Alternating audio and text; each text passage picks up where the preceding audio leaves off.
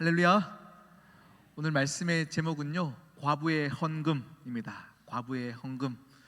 오늘 말씀을 준비하면서 제 안에요, 이렇게 목요일쯤에 이제 본문을 정하고 이제 계속 말씀을 고민을 하고 왔었어요.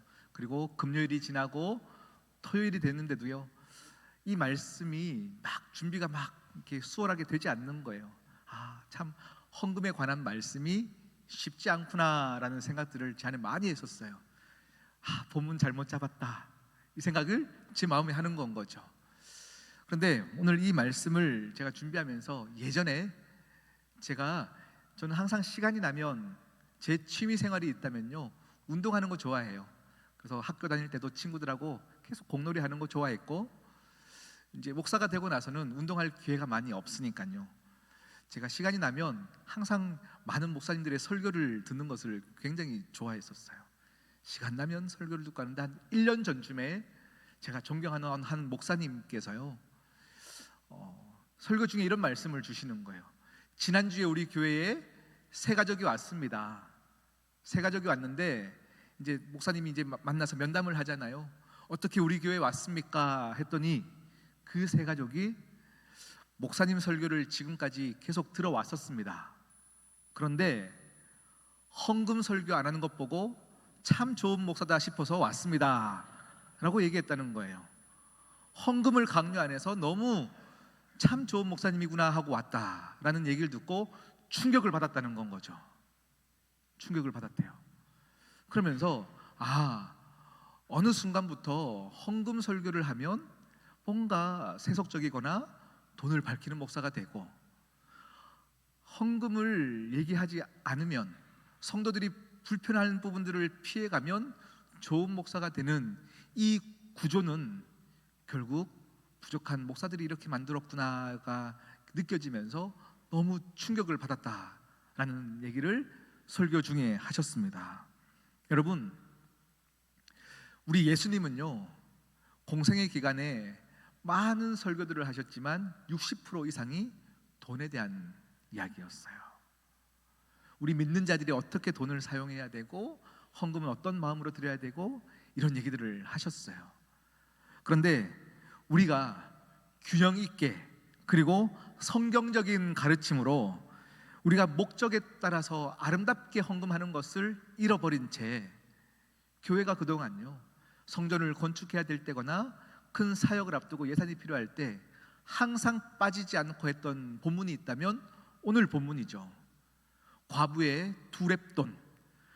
과부가 가진 모든 것이었는데, 가지지 않은 사람도 이렇게 전 재산을 들여서 헌금하는데 있는 너희들은 뭐하냐, 빨리 헌금해라 를 강조하면서 지금까지 이렇게 왔으니까요, 이제 성도님들의 인식 안에는요, 헌금을 강조하는 것이 굉장히 우리에게 부담스러워졌고, 뭔가 종교적으로 교회를 운영하기 위해서 갈취당하는 기분을 우리 안에 드는 것이 없지 않은 그런 상황에 있다라는 것이죠.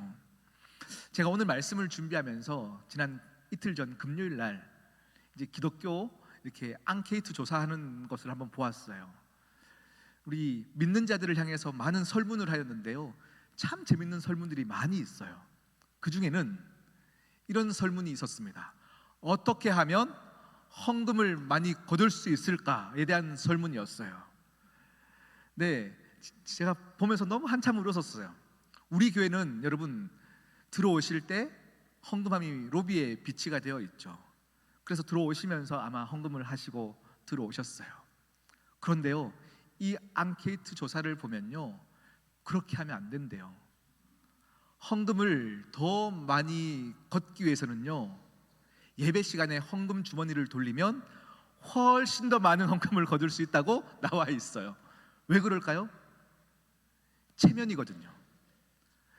나는 이 정도로 원래 헌금하려고 계획했는데요, 옆에 바구니를 돌리면 옆 사람들을 의식해서 내가 원래 하려고 했던 것보다 조금 더 헌금을 하게 되어지고, 이렇게 하다 보면 헌금이 훨씬 더 많이 거둘 수 있다라는 되게 웃으면서도 슬픈 그런 조사를 보게 되었습니다.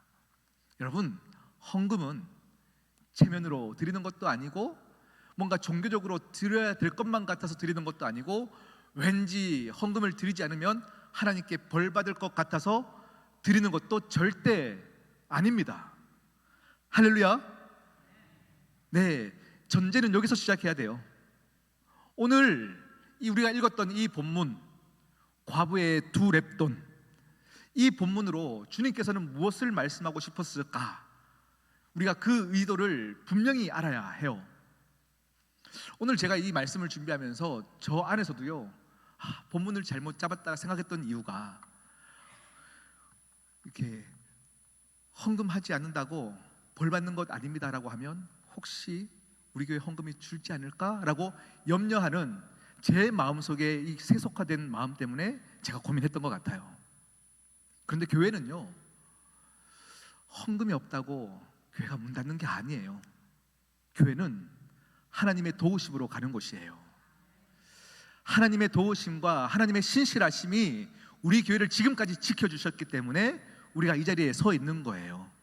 그래서 목사는요, 절대 헌금을 많이 거두려는 의도로 목회를 하는 것도 아니요, 이게 줄 것 같아서 무엇인가 좋은 구제 사업들을 줄여나가는 것도 아니에요. 오늘 주님은 왜 이 본문으로 제자들에게 말씀하셨는지를 한번 보기를 원합니다. 오늘 이 과부가 드린 두 렙돈, 이 두 렙돈이라고 하는 것은요, 아마 많은 신학자들과 성경을 연구하는 사람들 안에서 화폐의 가장 작은 단위이기 때문에 우리나라로 지금으로 따져서 환산했을 때 이 환산이 다 설명이 달라요. 환산의 금액들이 다 달라요. 그런데 확실한 것은 우리가 지지난주에 한 데나리온을 아마 설교했던 적이 있을 것 같아요. 한 데나리온이 하루, 젊은 건강한 일꾼이 하루를 일했을 때 받는 일삭이라고 했습니다. 그런데 이 렙돈이라고 하는 것은요, 한 데나리온, 하루 일당에 나누기 128 하는 금액이에요. 그러니 하루 일당이 한 6만 원, 7만 원 정도 되면 이 렙돈이라고 하면 500원 정도 될 것 같아요.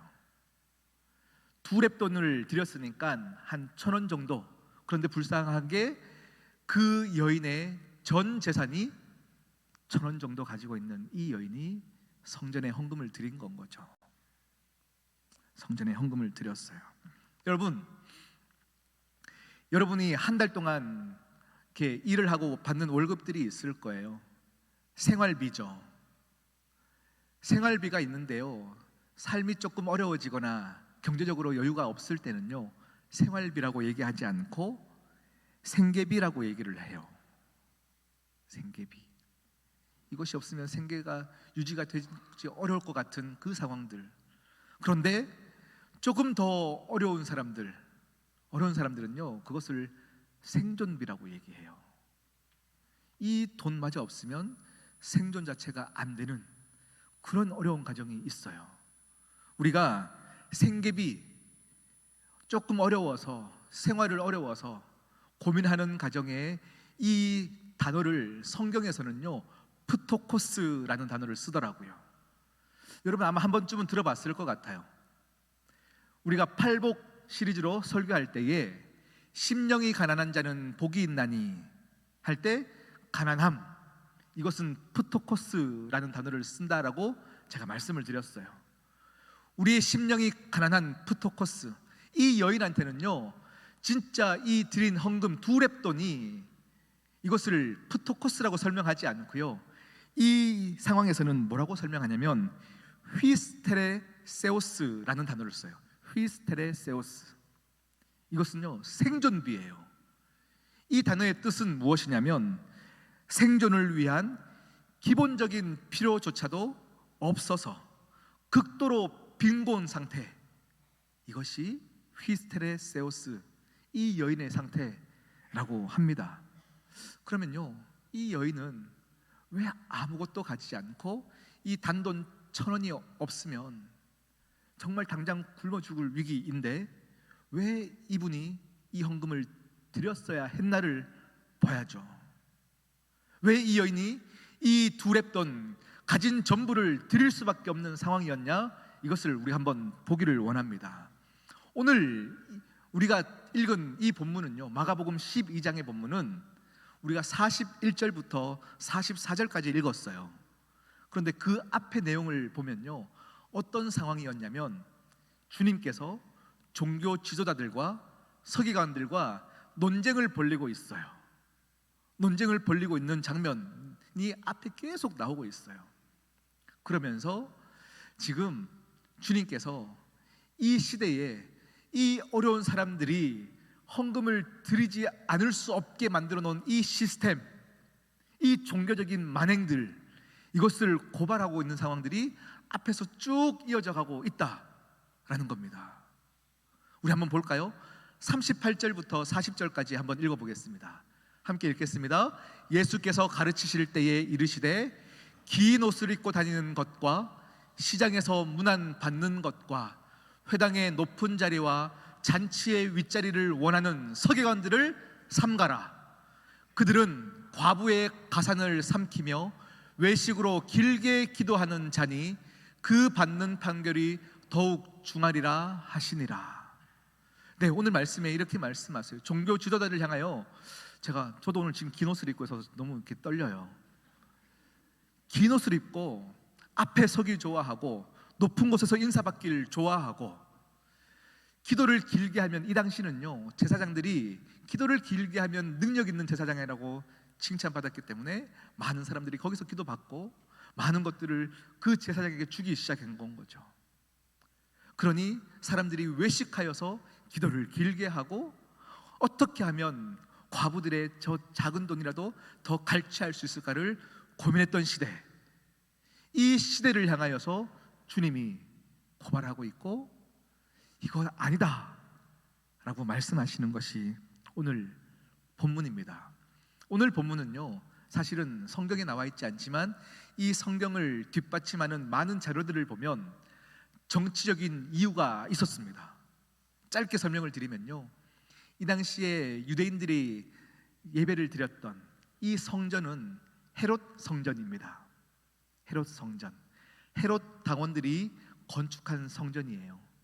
그런데 이 헤롯 당원들의 조상들은 누구냐면요, 올라가다 보면 에서의 후예, 에돔의 족속들, 에돔의 후예들이 헤롯 당원들이 되었어요. 이들은요 유대인들에게 항상 괄시를 당했어요. 너희들은 순수 혈통의 유대인이 아니다라는 건 거죠. 그러니 이들 마음에는요 유대인에게 인정받고 싶고 우리도 하나님의 자녀 아니냐라고 하면서 뭔가 계속 결핍 가운데 살아왔었습니다. 결핍 가운데 살았어요. 그러던 중에 신약 시대까지 오게 되었고, 이 헤롯 당원들은 인정받고 싶고 그동안 괄시당한 것 때문에 힘을 가져야 됐었어요. 우리가 힘이 있어야 누구한테도 괄시당하지 않겠다라는 것 때문에 힘을 갖기 시작한 거죠. 그렇게 헤롯 당원이 되었어요. 그들이 볼 때에 마음 깊은 곳에 여전히 남아있는 것이 있다면 유대인들에게 인정받고 싶은 이 욕구, 그들이 볼 때는 유대인들은 종교심이 강한 자들이잖아요. 그러니 우리가 성전을 좀 지으면, 그래서 우리가 거기서 함께 이렇게 성전을 멋지게 지으면 유대인들로부터 인정받지는 않을까? 라는 생각에 헤롯 당원들은 로마 속국이었던 그 유대인들에게 성전을 지어주기로 결단하는 거예요. 그리고 로마에게 찾아가서 로비를 하면서 우리가 성전을 짓기를 원합니다. 그때에 예루살렘 땅의 4분의 1의 큰 땅을 받게 되고 거기에 어마어마한 성전을 짓게 되는 거예요. 그런데 여러분, 성전을 지으려면 뭐가 필요하죠? 돈이 필요한 거예요. 돈이 필요한 건 거죠. 그러다 보니 세운 종교 지도자들이 어떻게든 없는 자들의, 과부들의 두렙돈조차도 이것 드리지 않으면 벌 받습니다로 가르칠 수밖에 없었던 상황. 이 상황 가운데 정말 기쁜 마음으로 드렸는지 우리는 알 수 없으나 주님은 종교적인 시스템을 이렇게 만들어 놓고 헌금 내지 않으면 벌 받는 이 구조를 향하여서 호통치며 가슴 아파하고 계시는 본문이 오늘 본문입니다. 여러분, 신약 시대만의 일은 아닌 것 같습니다. 여러분들이 드리는 헌금, 오늘 또 저의 설교를 절대 오해하지는 마십시오. 그래, 한국교회도 그래, 어느 목사님들 그래, 판단하기 위해서 오늘 말씀을 준비한 것은 절대 아닙니다. 오늘 말씀은 예배 앞에 또 하나님 앞에 서는 여러분 각자의 마음, 또 예배에 오시면서 헌금을 준비하실 때에 여러분의 마음은 어떠한지를 보자라는 이야기예요.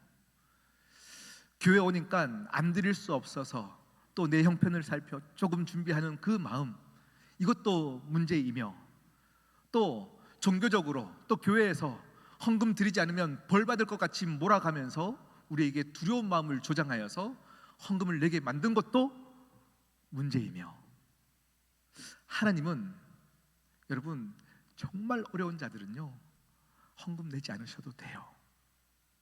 제가 오늘 여러분에게 진짜 하나님의 마음으로 축복하며 여러분 그 두려움 가운데 우리를 자꾸 휩싸이고 있는 것에서 여러분 진짜 다 놓여드리고 싶어요.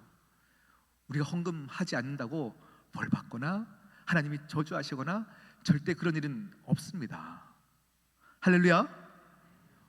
여러분이 헌금한다 하여서 우리 교회가 부유해지고 그것을 가지고 하는 것이 아닙니다. 여러분이 헌금한다 해서 하나님이 부자 되는 것도 아닙니다. 저는 지금 두렵고 떨리는 마음으로 서 있습니다. 이러다가 아무도 헌금 안 하시면 어떡할까 싶기도 하지만 저는 확신합니다. 하나님은요 우리 교회를 인도하실 때 돈 많이 걷기 위해서 우리 교회를 세우신 것이 절대 아니에요. 목사의 목적은요 여러분이 하나님 정말 잘 믿게 만드는 것이 목적입니다. 정말 하나님을 잘 믿고 하나님 앞에 온전히 서게 만드는 것이 저의 유일한 목적입니다. 그런데 11조를 내면 축복받는 비결이라고 지금까지 가르쳐 왔죠. 내지 않으면 병 걸린다, 우리에게 체면 거니까 그렇게 이것이 맞냐 아니냐 고민하다가 어느 날 한 번 헌금을 안 냈는데 길을 가다가 넘어지고 무릎에 상처가 나면 어때요? 내가 벌 받았나 보다, 이런 생각들이 은연중에 우리 안에 든다라는 건 거죠. 은연중에 들어요. 여러분, 제가 한 몇 달 전에 한번 이런 설교를 드린 적이 있습니다. 교만에 대한 설교를 했어요. 교만. 여러분, 제가 교만이라는 것에 대한 정의를 어떻게 했냐면요, 어떠한 것이 있을 때 이것에 대한 가치를 그냥 가치로만 보는 거예요. 이 가치를 더 크게 보면 이것이 교만이다라고 말씀을 드렸어요. 기억나시죠? 네, 예를 들어서 돈이라는 가치가 있어요. 그냥 돈은 우리가 생활할 때 필요한 것이에요. 그런데 이 가치를 더 크게 두면 교만이에요. 돈이 많아져서 내가 외제차를 타기 시작합니다. 그렇다고 외제차를 내가 타는 사람이라고 내 가치가 높아진다고 생각하면 교만이에요. 그렇죠? 그냥 타는 건 거죠. 그런데 또 반대로 나는 너무 가난해서 외제차를 타는 사람만 보면 꼴보기가 싫고 속상하고 저 사람들 다 이상한 사람들이라고 욕하는 것도 교만이에요. 왜냐하면 이 사람도 돈의 가치를 그 이상으로 생각하기 때문이에요. 돈의 가치를 크게 두는데 나는 돈이 없어서 불쌍하고 지질이 공상으로 살고 있다고 생각하는 것 자체가 교만이에요. 그렇죠? 그런데 우리가 하나님 앞에 설 때에 우리가 생각하는 모든 신앙도 또 우리의 드리는 예물도 이것을 그냥 돈으로 생각해버리고 이걸 내면 축복받고 안 내면 벌 받는 것 같은 이 구조 안에서 우리는 종교인으로 살게 되었습니다.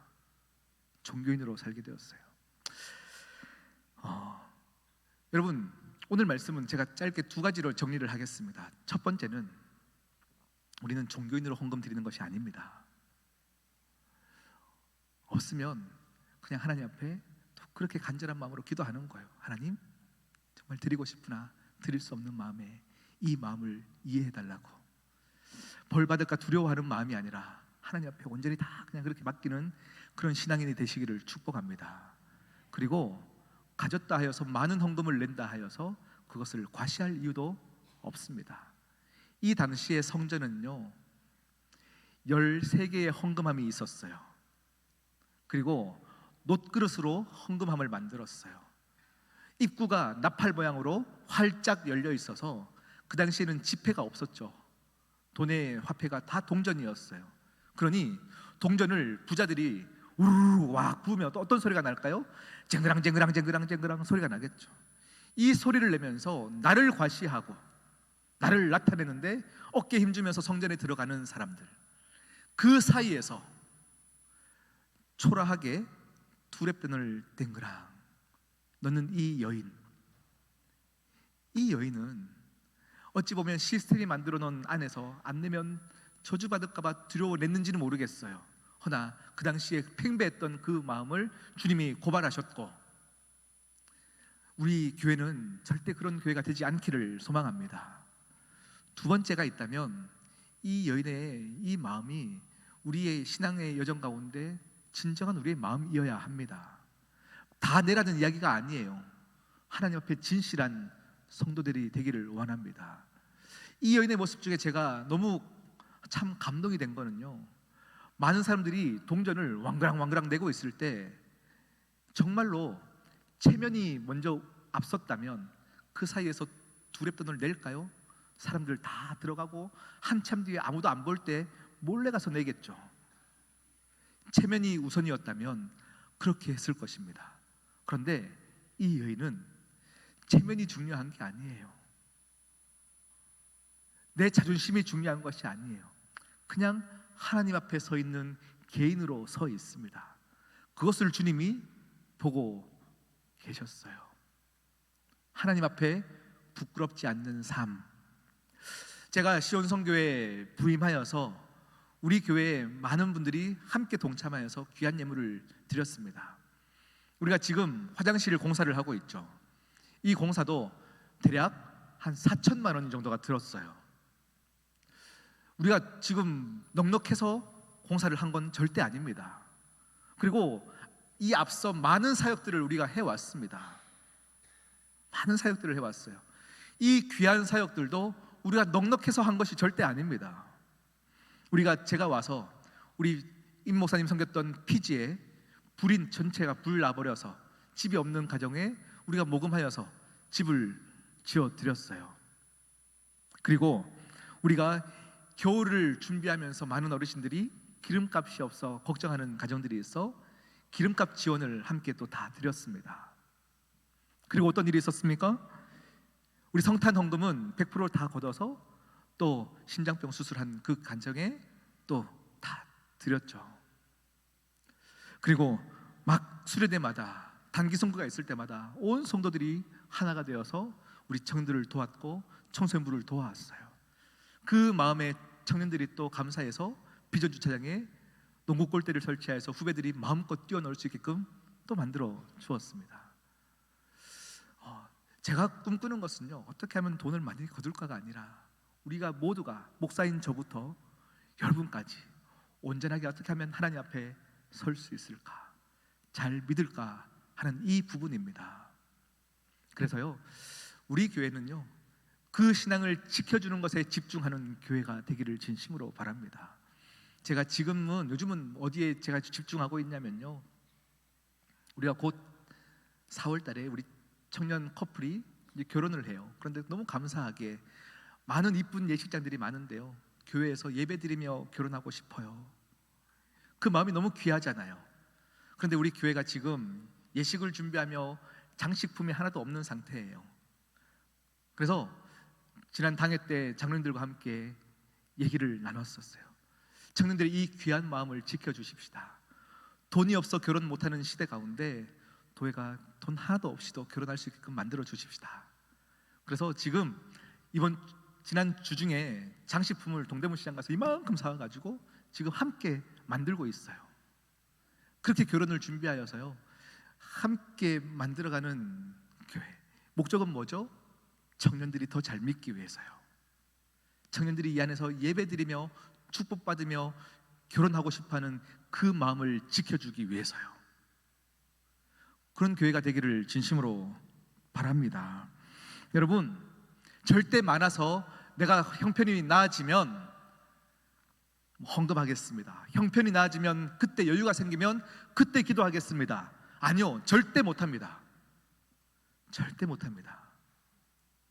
이 여인에게 우리가 배울 점이 있다면, 수고와 피곤이 있을 만큼 하나님께 나아갔던 이 여인의 모습이 여러분 안에 있어야 돼요. 우리는 하나님 앞에서 노예처럼 벌 받을까 두려워하며 시간을 내고 예물을 드리는 게 아닙니다. 만약에 혹 그런 마음에 들면 헌금을 더 안 하시는 게 여러분의 신앙을 지키는 거예요.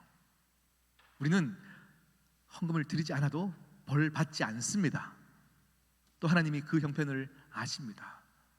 우리가 드릴 때는 하나님이 나를 구원하셨고 내게 주신 모든 것이 하나님에게서부터 온 것입니다에 감사함에, 또 내가 돈의 노예로는 살지 않겠습니다에 결연한 의지 때문에 우리는 돈에 대해서 생각하는 가치관을 훈련하기 위해서 헌금을 드리는 거예요. 할렐루야. 그래서 여러분, 제가 한 가지 예화를 들고 말씀을 마치겠습니다. 미국의 어느 한 교회에서요, 집회가 있었대요. 간증 집회가 있었어요. 그 간증에 하는 주인공은요, 백만장자가 된 어떤 한 사람이 교회에서 간증을 했다고 합니다. 이 간증자가 이렇게 간증을 했어요. 나는 원래 아무것도 가지지 않는 진짜 가난했던 사람인데 어느 날 예배를 드리다가 내가 가진 가장 작은 이 전부를 드리면 하나님이 복 주신다는 말에 자기가 가진 모든 걸 드렸대요. 그랬더니 자기의 길이 막 열리면서 축복을 주셔서 백만장자가 되었다고 하면서 간증을 한 건 거죠. 이 간증을 들으면 여러분 어떤 마음이 들까요? 아, 나도 헌금 많이 해야 되겠다, 복 받기 위해서. 이 생각들이 드시겠죠. 그런데 이 예배가 다 마치고 나서 어느 노 권사님이 이 백만장자에게 찾아와서 이렇게 얘기했대요. 아무것도 없을 때 전 재산을 드릴 수 있었다면 지금 이 백만장자가 된 이 전체 돈도 하나님께 드릴 수 있습니까? 우리들에게 묻는 질문입니다. 여러분 어떻습니까? 복 받기 위해서 헌금하십니까? 그거 아닙니다. 그때도 드릴 수 있었다면 지금도 드릴 수 있고, 그 고백이 우리 안에 있어야 그 예물을, 그 시간을, 그 신앙을 하나님이 기뻐하십니다. 여러분, 하나님 앞에서 올곧게 제대로 믿고 하나님을 찬양하는 온 성도들이 될 때에 하나님은 그 가정을 진실로 책임져 주실 거라고 확신합니다. 여러분, 그 신앙으로 함께 행복하게 걷는 저와 여러분 되시기를 축복합니다. 기도하시겠습니다. 하나님 아버지, 참 감사합니다. 우리 안에 두려운 마음을 조장하여서 신앙생활하는 이 없게 하여 주시옵시고, 자녀된 권세로 자유하게 또 감사하게 신앙의 여정을 걸을 수 있도록 은혜 더하여 주시옵소서. 함께 하실 주님을 찬양하며 예수님의 이름으로 기도드립니다. 아멘.